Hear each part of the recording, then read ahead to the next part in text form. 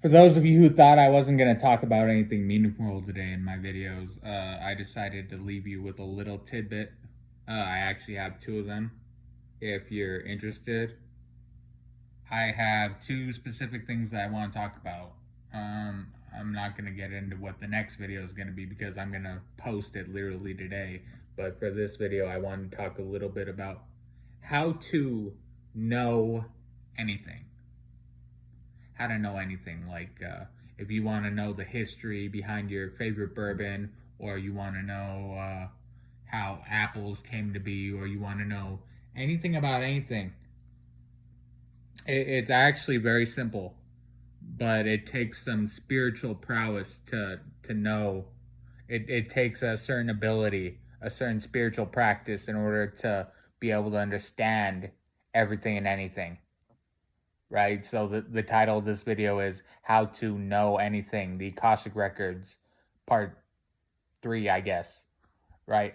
So just as an example of what I'm talking about, I know the history of bourbon, right? Because I drink a lot of bourbon, so I know its chemical signature pretty well. And one day I discovered that if I locked on to the chemical signature of bourbon, that I could trace its origins and its history just based off of the feeling that I was feeling, you know?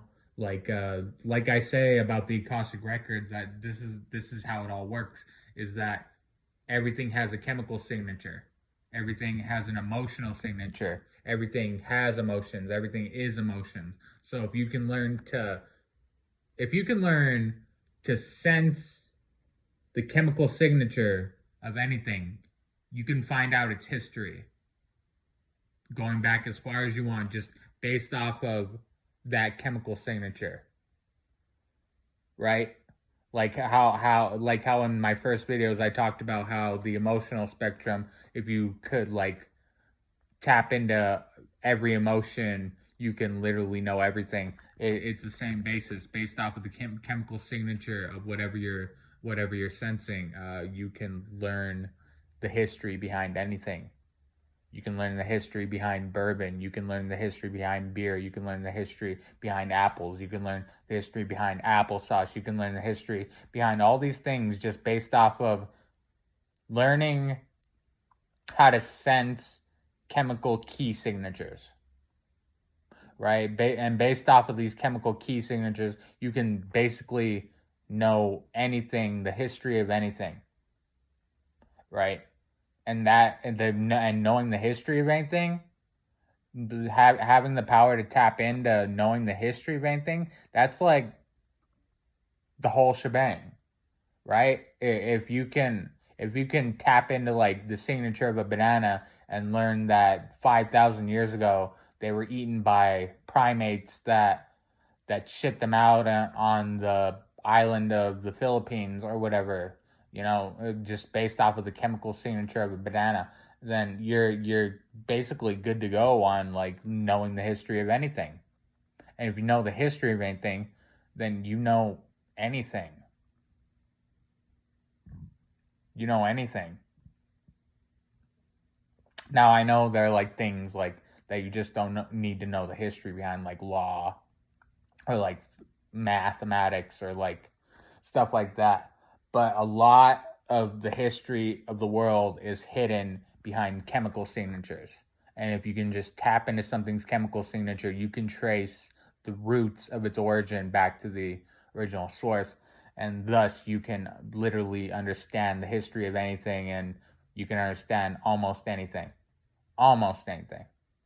And the same goes for languages. Like if you can trace the origin, or you can trace the chemical, not the chemical signature, but like for like languages, it's like in terms of if you can trace the ethnic signature of anything, like like like the feeling of what it's like to be Italian, for example, or what the feeling of what it's like to be French, or the feeling of what it's like to be German. If you can trace the ethnic signature of a language, you can better understand it, you can better learn it.